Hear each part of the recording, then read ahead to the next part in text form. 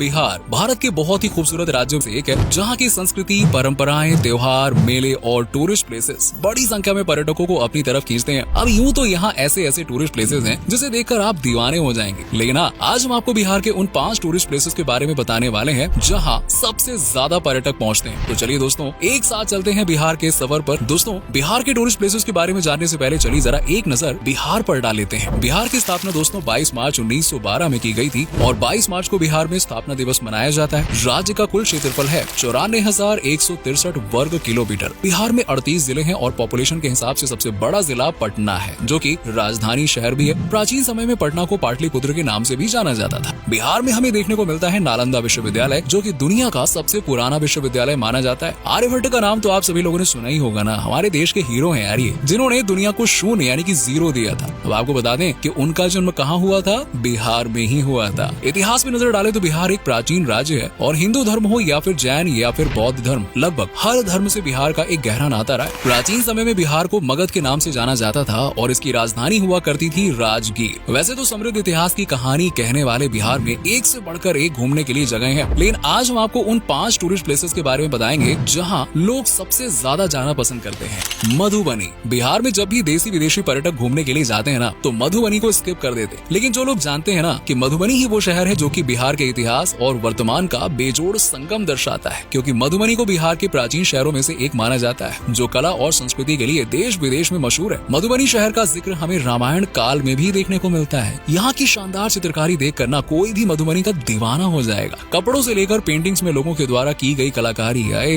आपको जेब ढीली करने पे मजबूर कर देगी। यहाँ की पेंटिंग्स पर वो कहावत बिल्कुल सूट करती है कि एक पेंटिंग शब्दों से ज्यादा कुछ कह जाती है। मधुबनी का नाम 2 शब्दों से मिलकर बना हुआ है, मधु यानी कि शहद और बानी यानी कि जंगल। कहा जाता है कि मधुबनी के आसपास के जंगलों में शहद की अच्छी खासी मात्रा पाई जाती है और यही वजह है कि इस शहर को मधुबनी कहा गया। आपको बता दें कि मधुबनी में प्रमुख व्यापारिक क्षेत्र है सीतामढ़ी और सुपौल। मधुबनी में सबसे ज्यादा देखी जाने वाली जगहों में सौराठ, जयनगर, झांझरपुर, भवानीपुर जैसी जगहें शामिल हैं। साथ ही मधुबनी से 9 किलोमीटर की दूरी पर स्थित है कपिलेश्वर नामक एक छोटा सा गांव, जहां है कपिलेश्वर नाथ मंदिर। ये मंदिर भगवान शिव को समर्पित है और यहाँ हर साल एक विशाल मेले का आयोजन किया जाता है, जिसमें बड़ी संख्या में श्रद्धालु शामिल होते हैं। वहीं नगर फोर्ट मधुबनी यहाँ का ऐतिहासिक और बेहद ही खूबसूरत किला है, जिसे महाराजा श्री रामेश्वर सिंह द्वारा बनाया गया था। मधुबनी में दोस्तों मखाने का प्रोडक्शन सबसे ज्यादा किया जाता है।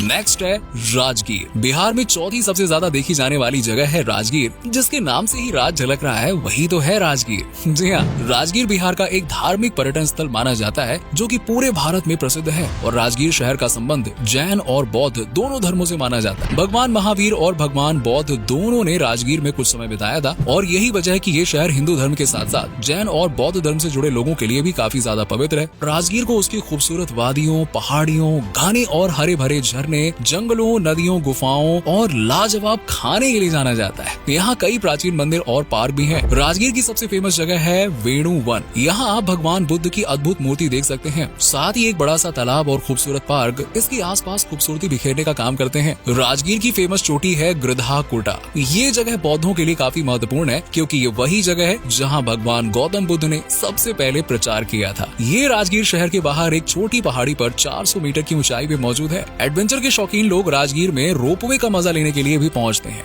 मखदूम शाह कुंड को राजगीर का प्रमुख धार्मिक स्थल कहें तो गलत नहीं होगा। राजगीर का ग्लास ब्रिज भारत का दूसरा सबसे बड़ा ग्लास ब्रिज है। यहाँ जाकर यकीनन आपको विदेश में खड़े होने जैसी फीलिंग आ जाएगी और ये ब्रिज खूबसूरत जंगलों के बीच में बना हुआ है। यहाँ जाकर आप 200 फीट की ऊंचाई से बिहार के खूबसूरत नजारे देख पाएंगे। यहाँ खड़े होकर प्रकृति को देखने का जो मजा है ना, वो आपको शायद ही किसी पहाड़ी जगह पर देखने को मिल सकता है। इसके अलावा आप यहाँ पे बिम्बिसार की जेल, वीरयातन म्यूजियम, साइक्लोपियन वॉल, सप्तपर्णी गुफा जैसी कमाल की जगह देख सकी है।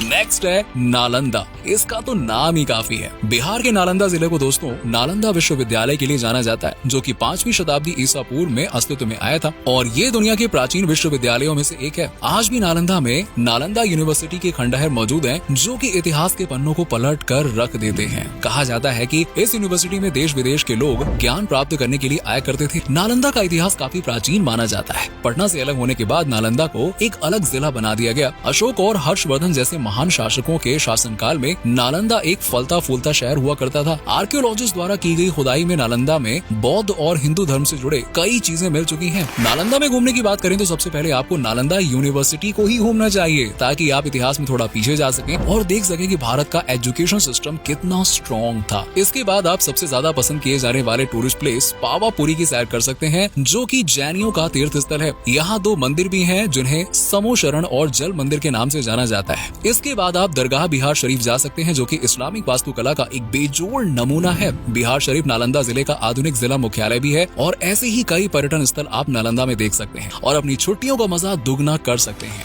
नेक्स्ट है पटना।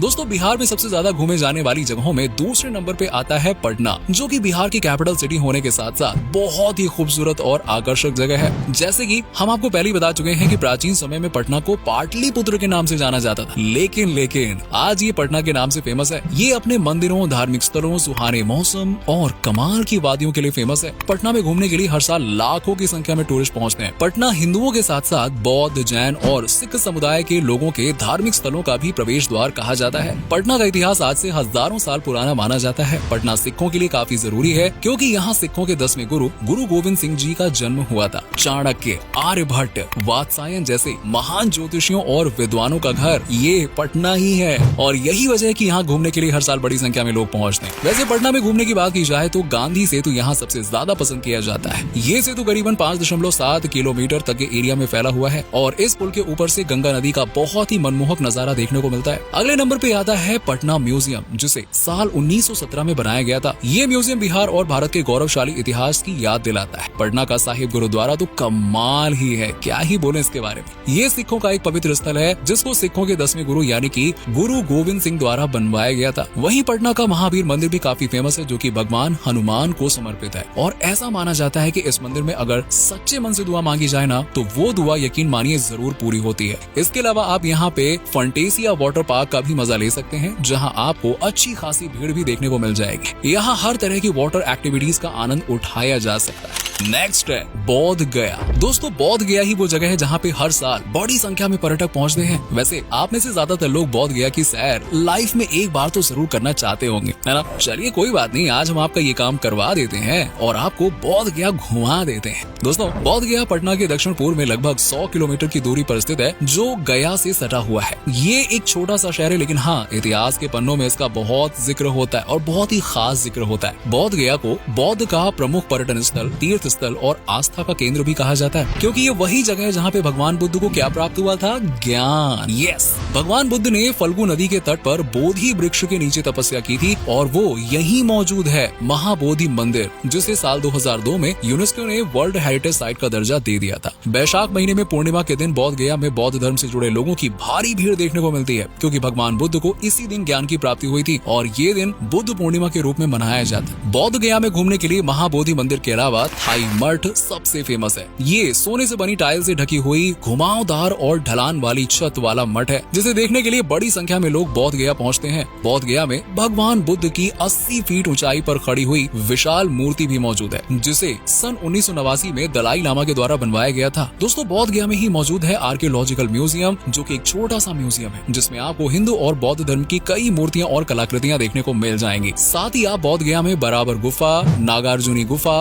विष्णुपद मंदिर, टरगर मठ जैसी जगहों को देख सकते हैं। चलिए, अब आपको बिहार के बेस्ट टूरिस्ट प्लेस तो पता चल गए हैं, अब जरा ये भी जान लेते हैं कि यहाँ जाने का सही समय क्या होगा, यहाँ पहुँचना कैसे। तो दोस्तों, वैसे तो आप बिहार के इन टूरिस्ट प्लेसेस की सैर कभी भी कर सकते हैं, कोई टेंशन की बात नहीं है, लेकिन हाँ, सबसे अच्छे समय की बात करें तो वो है अक्टूबर से मार्च के बीच में, जब आप बिना किसी परेशानी के बिहार के टूरिस्ट प्लेसेस को निहार सकते हैं। वैसे पहुँचने की बात की जाए तो फ्लाइट, ट्रेन, बस, कार, जिससे चाहो उससे पहुँच सकते हो। बिहार में गया एयरपोर्ट, जयप्रकाश नारायण एयरपोर्ट मौजूद है, जिनके जरिए आप फ्लाइट लेकर यहाँ पे पहुँच सकते हैं। बाकी अगर आप चाहते हैं कि आपको अपनी ये यात्रा ट्रेन से करनी है तो और अच्छी बात है। इसके लिए आप देश के कई शहरों से ट्रेन ले सकते हैं, जो कि बिहार के बड़े और प्रमुख शहरों जैसे कि पटना, भागलपुर और गया आदि से कनेक्टेड है। ट्रेन से आपका सफर काफी सुहाना और दिलचस्प और सस्ता भी रहेगा। बाकी आप बस या फिर प्राइवेट व्हीकल से भी आना चाहें बिहार तो आ सकते हैं, रोड कनेक्शंस बराबर मिलेगा। और सबसे जरूरी बात की बिहार आने पर आप तिलकुट और लिट्टी चोखा और ठेकुआ ये खाना मत भूलेगा, बहुत स्वादिष्ट होता है। तो दोस्तों, ये है बिहार के 5 सबसे खूबसूरत जगह। उम्मीद है कि आप सबको ये वीडियो पसंद आया होगा। वैसे आपको बिहार में सबसे पहले कौन सी जगह घूमने का मन कर रहा है, कमेंट सेक्शन में कमेंट करके बताइए। और अगर बिहार जा चुके हैं तो आप हमें अपना एक्सपीरियंस बताइए, आपको क्या पसंद आया क्या नहीं आया।